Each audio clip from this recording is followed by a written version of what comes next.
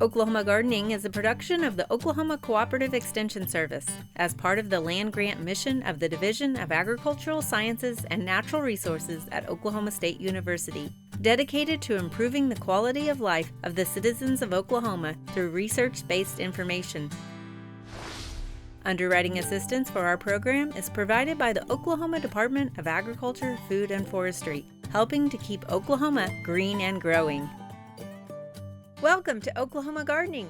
Today, I'll share with you the winter damage that we're seeing on our boxwoods. I then join up with Aaron Esri to learn how to prune grapevines. Laura Payne shows us how to make soil blocks. And finally, we get an update on what's been happening at the new OSU Student Farm.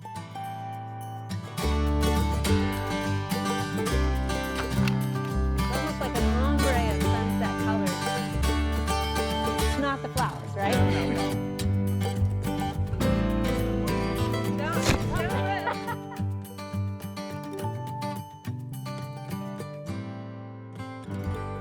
It's winter in the garden, and today I wanted to talk to you about something that you might see in your garden that's happening this time of year, and that is some damage on our boxwoods. So today I wanted to look at our boxwoods. As you can tell, it doesn't take a trained eye to see that something is going wrong with them. Now, what this is winter damage. Obviously here in Oklahoma, we can get extreme temperatures. Today, it's actually not so bad, but we know tomorrow the temperature can drop dramatically. As we go into those winter months and continue through the winter season, it can really vary, and that can be problematic, especially on our broadleaf evergreens. And so boxwoods, one of the things that makes them more susceptible to winter damage is the fact that those leaves are a little bit wider, creating more surface area and more exposure to those drying winds. We all know here in Oklahoma we get really strong winds, and also the humidity can get low, especially during those winter months. And so what happens is it really kind of draws the water out of those plants. Now, we've ensured that we have moisture in our soil, and you want to periodically do that. If we haven't received an inch of rainfall through those winter months, you want to make sure you're at least applying a little bit of moisture, about 1 inch per month. So the thing is we just had some really cold temperatures that our plants weren't acclimated to just quite yet. So what's happened is you can see some of this foliage has actually died where it's got this yellowing, and some of it's just kind of been reacting to those colder temperatures. So we've got some kind of this orange or bronzing that's affecting our vegetation here. Now, this orange is still alive, it's fine. And if you look down into the heart of the plant, you'll notice that it is green. So that's the good sign there, is we have not lost our plant. It's just this kind of exterior that has really been affected by those cooler temperatures. So we know our plant is going to be okay. Now, this is really the reason why you don't want to plant broadleaf evergreens in fall, because they are more susceptible to winter damage than, say, some of your narrow-leafed evergreens like your pines or your junipers. So the best time to plant broadleaf evergreens is in spring. These have been here for about a year, so you know they are still fairly new and getting acclimated and getting rooted in. The other thing is ours is slightly elevated, so they're a little bit more exposed to some of those cold temperatures around their roots as well, which probably doesn't help the situation. But we know our plants are going to be okay. So what do we need to do going forward? If you are seeing winter damage on your plants, don't do anything to the plant just yet. We will talk about pruning them and how to manage this foliage as we go into spring around March, when we start to see some new growth coming out. The one thing you want to do is protect it from any further damage, as we know that we can still suffer some colder temperatures in February. So looking at some of your options, one of the things you might want to do is consider adding more mulch around the root base to protect them.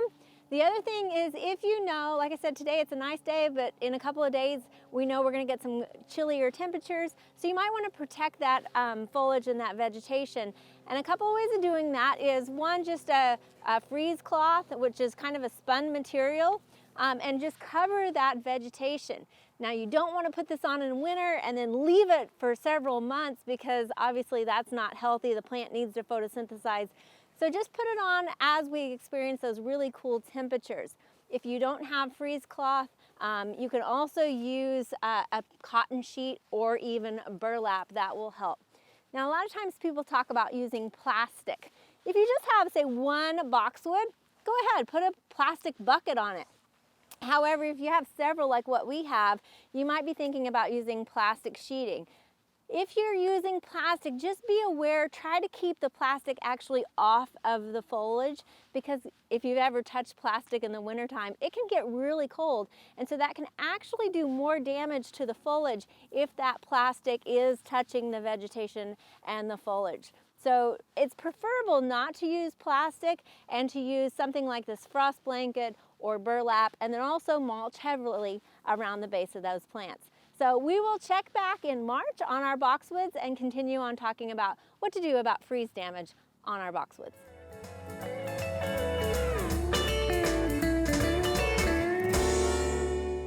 In February, we start to think about those plants that are going to be coming out of dormancy and which ones to prune. Today we are here in the vineyard at Perkins Cimarron Research Station, and joining me is Aaron Esri, who is our new state extension specialist in viticulture and also enology, which is the study of both wines and growing grapes. So Aaron, thank you for having us out here. Of course, thank you, Casey. Yeah, so it's time to start looking at our grapevines. And now's the time to prune before they break bud? That's correct. You want to prune as late as you can in the winter before bud break, before the spring gets here. So late February, March is the time. Okay. So what are we looking at here? I know it kind of depends on your style of grapes. Yes. Vineyards, trellising. Correct, just that. This today we're working on a Chamberson grapevine, which Okay. is pretty prevalent here in Oklahoma. This is a high cordon trellis, which means that the vine grows tall and then the canes and shoots grow downward. Okay. That's one way to do it. Another way is a vertical shoot position, which is, about hip high and they grow upward. But this is a high cordon and it grows downward. So it kind of creates this curtain effect. Yes, it does. Yes, it does. Yes, it does. But as you can see, the vine is fully dormant, and these are all 1 year growth. This was this season's growth. Okay. The bigger stuff is previous season's growth.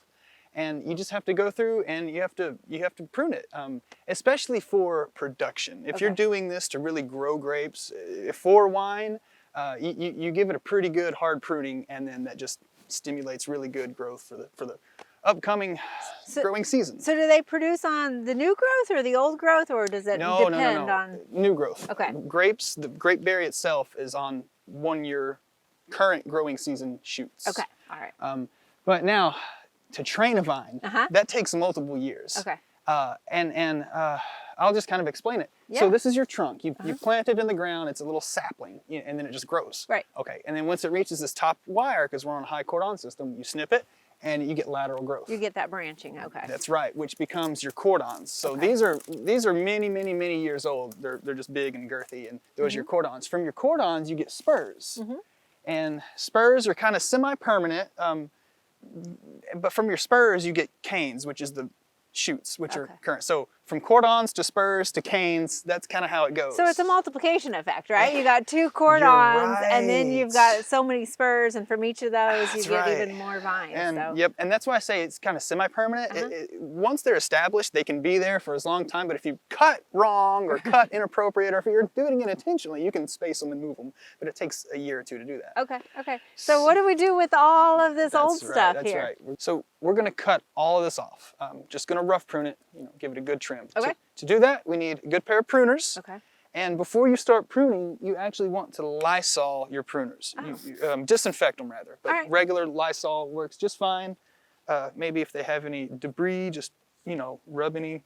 You don't want to spread diseases. Is what I'm saying. Right. Okay. So that's sanitation there. Correct. So now we're ready to go. Start cutting. So this is rough prune. You're going to find. You just dive in. Okay. I'm not counting buds right now. I'm not thinking too hard. I'm just trying to knock off all of this growth, so that way I can better work with. Just once it's out of the way, you can really do better. Yeah. So you're leaving a good foot, 12, 18 inches. 6 buds is a good aiming point for rough pruning. But again, we're going to cut it down to, and these are suckers. Yeah, I was going to ask, what about these lower ones? Do you not try to? No. This is cut all these off. Okay. These are suckers. These will only take away from your, growing shoots up top. Yeah. get all your suckers off. So it's desuckered. Vines are pretty hardy.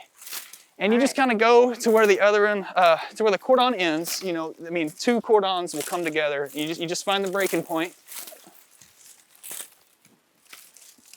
Yeah, and so that's a rough prune. Okay. And so you see it's sort of taking shape, but we still got a lot to do. Yes. So now this is much more manageable. Right. You see, we can actually go and count. Okay. So now we have our trunk, cordon, cordon. Mm-hmm. We want 5 or 6 spurs per cordon, and then we want to count up 2 or 3 buds per spur. Okay. Does that make sense? So again, your spurs are kind of these shorter, That's thicker, older stems, and then you're going to be looking at buds. Correct. So now we're going to fine prune this. Okay. Let's start on this right cordon. So we'll go here. We have some spurs you can see. Let's cut this out and then make, so that was a spur we cut off, right? yes, I cut that off because we have one right here. Okay. You don't want 2 right beside each other. Gotcha. You want about 4 to 6 inches apart between spurs. Okay. So this is going to become a spur now. I'm going to count buds, and buds are these white, those are this year's growing Right. shoots. So just count them 1, 2, and then cut right there, Okay. and then that's it. So that's a spur pruned for this year's growth. So when spring breaks and these buds actually begin to break, because right now they're still dormant, Correct. so you're going to have multiple shoots come That's out right. of there and drape over, and then that's what will provide us with all of our berries. That's on them. it. Okay. That's it. You usually get about 3 clusters per shoot. Oh, okay. Okay. 2 to 3. So how many spurs do you typically look for to leave on there? 5 or 6 per cordon. Okay. And you want them again a fist length apart, Okay. 4 to 6 inches. Okay. But yeah, 5 to 6 spurs per cordon, 2 to 3 buds per spur. Okay, so it's pretty straightforward. It's just kind Doing. of a labor-intensive Oh yeah, project it's if you doing have a it. lot of it. It's yeah. I mean, you can see we got the whole row to go through. Yeah. So if we continue on, what would we keep this one, or I mean that seems fairly small. It does. Maybe not. I might just cut this out. So Uh-huh. cut that. But I have one here on the back. Okay. And then I have one right here. And I might just trim this up. Okay, so now it's looking right. 1, 2. Cut right there. Okay. Brand new spur. And do you ever have to replace spurs? So you might allow a smaller one to come in. And... You do. Yes, and that depends on too your pruning practices. As you get better at pruning, you know where to cut and how to cut. As it grows too, so we're going to have a shoot and this is going to grow. Mm-hmm. Well, next year we're going to have brand new cane. We have to prune that back now, so we'll prune it to here. Okay. Well, as you can see, it's after years so your spurs get longer. They do, Okay. and then you can just go back and cut it out and you start a brand new one. Okay. You see, so they're semi-permanent. Do you ever start back with a new cordon? Yes, you do. Cordons, especially for production, it's good to replace cordons every 10 years, Oh, okay. roughly. You know, it depends on fruitfulness. But yeah, if you were to, so all the suckers we cut off earlier, if you were to have one, you could actually cut this whole cordon off, lay a brand new sucker, okay. don't lay a sucker, but a 1-year growing cane. Right. And that would be your new cordon. Right. What would otherwise seem kind of like a sucker or a water sprout, it actually will replace if you needed to. If you needed to. That's right. That's right. Okay. You can do that. All right. Well, Aaron, thank you so much for allowing us to see this process. And I think we're going to join you as we continue through the season with grapes. Absolutely. We'd love to. We'd Thank love to. you. Thanks for having me, Casey. Thank you.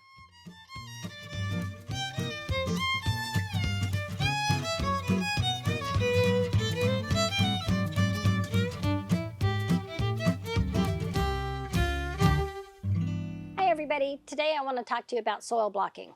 So soil blocking is the process of mixing certain ingredients together and then pressing them into a mold and creating a space for you to start your seeds. So with soil blocking, some of the benefits are the fact that when these roots start growing through this soil, they're going to reach the edge of this and they're going to air prune themselves. Now when you start seeds in a plastic container, those roots hit the side of that container and they have nowhere to go, so they end up circling. So with soil blocking, you're going to get that air root pruning that is very healthy for the plant. Also, you're going to minimize the transplant shock when you use a soil block. You will have minimal disturbance to the roots by using this instead of pulling a plant out of a plastic container and then having to disturb those roots when you plant it. Okay, so now we're going to talk about how you make the mix for your soil block. So first, you'll need some type of a filler. Now you can use peat moss or you can use coconut coir. Then you're going to need something for drainage. You can use perlite or you can use vermiculite. And then you're going to need something for some kind of nutrients. So you can use compost, but in this case, I've used worm castings. So you're going to use 1 part of your filler, 1 part of your drainage, and 1 part of your nutrient ingredient. So that's what I have done here in this tub. And when I say 1 part could be this size container, or it could be a gallon-sized container, or whatever you have. But soil blocking mix is kind of like making a cake or cookies. You find all these recipes on the internet, and then you mix it all together, and you find something's just not quite working right for you, so you tweak it. So definitely make this your own. If you Google soil block recipes, you will find hundreds of them on the internet.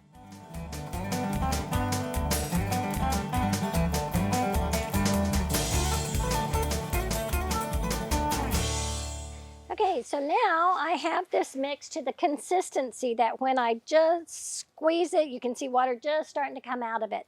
So this is the consistency that you really want. Now, when using perlite, we recommend that you either wear a dust mask because of those very fine particles, or as in my case, I wet it down just a little bit to minimize that dust before I put it in here. Also, when using earthworm castings, you want to use a little less of those than you would using compost because these really hold the moisture. So now that we've got this all mixed up, we're going to start packing these into our soil blocks.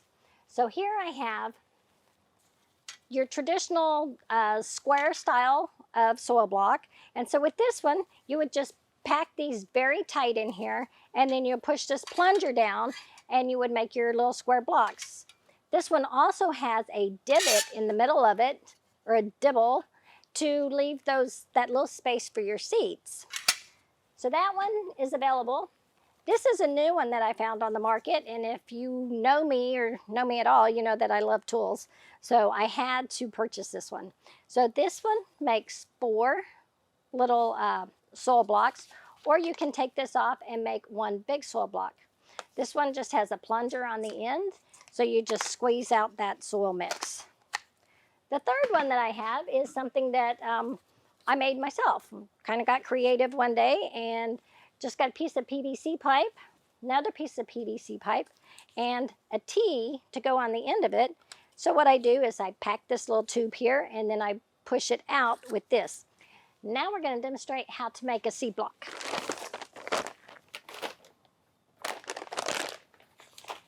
Move my stuff out of the way here.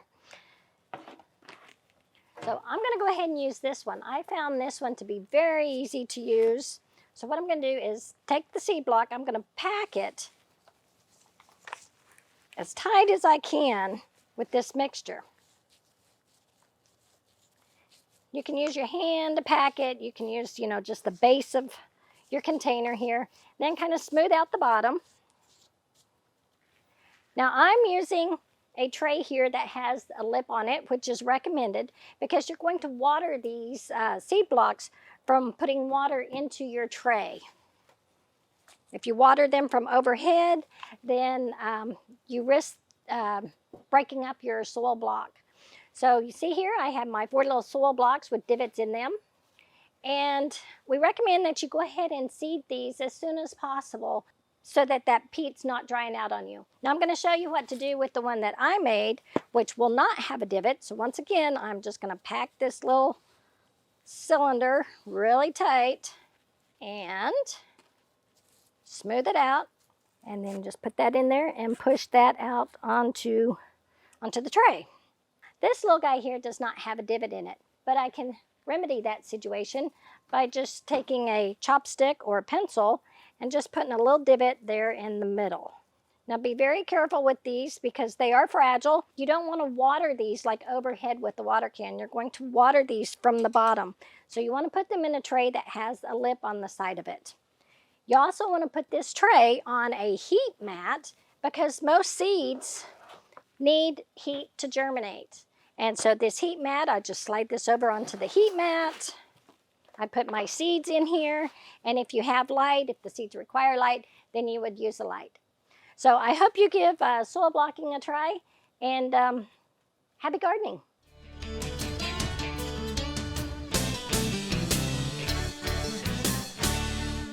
You might remember at the end of last season, we were here at the student farm, and we are back joined again by Linda Carrier, who is the manager of the new OSU student farm, to get an update. Linda, so it's been hot and cold back and forth today. We've got a beautiful winter day, but you guys have been doing a lot behind the scenes. Tell us a little bit of what you've been doing. Okay, well, we had to get a lot of infrastructure underway. Being that there's no utilities currently on here, we had to kind of start at square one. And also put in a lot of irrigation. So the irrigation's been installed, so we're ready to take off with that. We're also working on building a fence, an 8-foot tall deer fence. It's going to take some time to get that going, but we've started on it. We're building students are building H-braces and fence gates and so forth. What kind of thought process went into, you just had raw land out here, right? And Yes. so there's a lot that has to go into the planning of where to even put that infrastructure. Tell us a little bit Yeah. about that process. Well, that took quite a bit of planning because we had to kind of lay out several ideas of what we thought would work, just even from the basics of where the irrigation should go. So we're sitting up on top of the hill here, and it slopes down pretty gradual. So we've got our irrigation all up on the high ground. So gravity will help it. Yes, exactly. And so that way you don't have anything backflowing or any issues with that. We're originally starting out with strip tilling down each about 10-foot centers between our spacing. So our tiller will be 6 foot wide, and we'll till strips down through there and then center it and do another one. So they'll be 10 foot apart between centers. Okay. And then from there, we'll make our raised beds. And that's a freestanding raised bed. Yeah, so when we talk about raised beds, a lot of times people think of like building a box, but we're just talking about mounding the soil out Right, here. So it's yes. no infrastructure to the actual raised Right, bed yes. necessarily. It's a piece of equipment it's called a mulch layer bed shaper, and we actually just purchased a new one to use here, and it will actually it kind of drags the soil into it and then makes a nice shape going all the way down, so it ought to do a real nice job. Okay, so tilling it prior to that loosens that soil, allows it to do that. Right. But then you're going to leave, when you said strip tilling, you actually will leave this cover in the alleyways between those rows then? Yes, yeah, yeah, because that'll help as far as erosion. When you just got bare ground everywhere, you're going to have a lot of erosion, a lot of foot traffic as far as when we get into harvesting and weeding and things like that. You don't want to have a muddy mess under you. Right. So yeah, we'll leave the cover crop. We'll probably maintain it by mowing it and keeping it somewhat contained. Okay. But, yeah. And I think one thing you probably had to consider was your equipment, the size of Right. your equipment. Like, when you built that fence, when are you going to turn around your tractor when you get to the end of the row and that sort Right. of stuff as well? Yeah, so we're going to put our north fence is going to be right up against the white fence down there. And mainly we decided to do that because there's some trees on the south side of that fence. And if we put the fence south of them, then that gives us not enough buffer room to turn around. So we're going to leave us a little room down there. It'll be kind of a grassy area. We'll just maintain it by mowing it and give us some extra room down there. So it looks like you're really developing the west side before you go to the east side. Is that correct? But you do have Yeah. some irrigation over there. Yeah, we've got irrigation over there as well, but we decided to develop this side first because we've got the irrigation over here. We've got access to another source as well. And this being our first year, we're doing a lot of experimental stuff, or not experimental, but just it's trial and error. Right. It's a new Yeah. garden, right? It is. And so even though Yeah. you can come with all your experience, Mhm. Everything is always sometimes a new situation. Right. So Yeah. you're starting here. Tell me Uh-huh. what you're planning. Going to be planting Okay. cool season crops Yes, in here soon? yeah, we've already started. I think about mid-January we started a whole bunch of cool season crops in the greenhouse. They're coming up really good now. About 3,600 plants actually. All right. So we'll do a lot of cool season through this area. As we shift down, we'll get into our warm season crops. And then if we need extra space, we can move over to the east side, but we'll probably only plant stuff over there that we know the deer won't mess with. Okay, because you won't So- have a deer fence down Yeah, there. Okay. so we hope to get this one done before we start planting, which we need to. Right. But hopefully the weather will, help us out a little bit. And I think that's an important factor. Just because you have the space doesn't mean you have to plant it all. Because that Exactly. means more materials, more labor, labor. more Mhm. harvesting and all of that Yeah. stuff. And so, Yeah. yeah, start small, right? Yep, that's Even if that's right. a few acres. Yes. Yeah. Exactly. Well, Linda, thank you for giving us this update. And we'll be back in a few weeks to see those transplants going into the ground. Sounds great. Thanks. Thank you. There are a lot of great horticulture activities this time of year. Be sure and consider some of these events in the weeks ahead.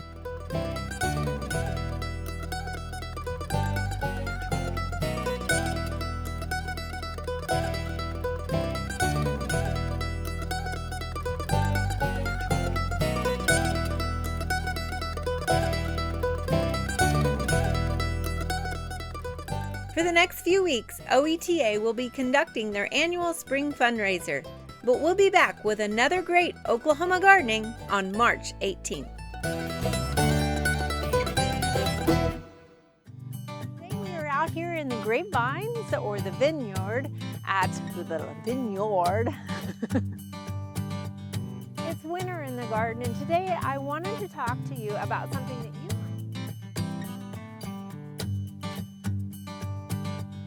To find out more information about show topics as well as recipes, videos, articles, fact sheets, and other resources, including a directory of local extension offices, be sure to visit our website at oklahomagardening.okstate.edu. Join in on Facebook, Twitter, and Instagram. You can find this entire show and other recent shows as well as individual segments on our Oklahoma Gardening YouTube channel. Tune in to our OK Gardening Classics YouTube channel to watch segments from previous hosts. Oklahoma Gardening is produced by the Oklahoma Cooperative Extension Service as part of the Division of Agricultural Sciences and Natural Resources at Oklahoma State University. The Botanic Garden at OSU is home to our studio gardens, and we encourage you to come visit this beautiful Stillwater gem. We would like to thank our generous underwriter, the Oklahoma Department of Agriculture, Food and Forestry. Additional support is also provided by Pond Pro Shop, Greenleaf Nursery and the Garden Debut Plants, the Tulsa Garden Center at Woodward Park, the Oklahoma Horticultural Society, Smart Pot, and the Tulsa Garden Club.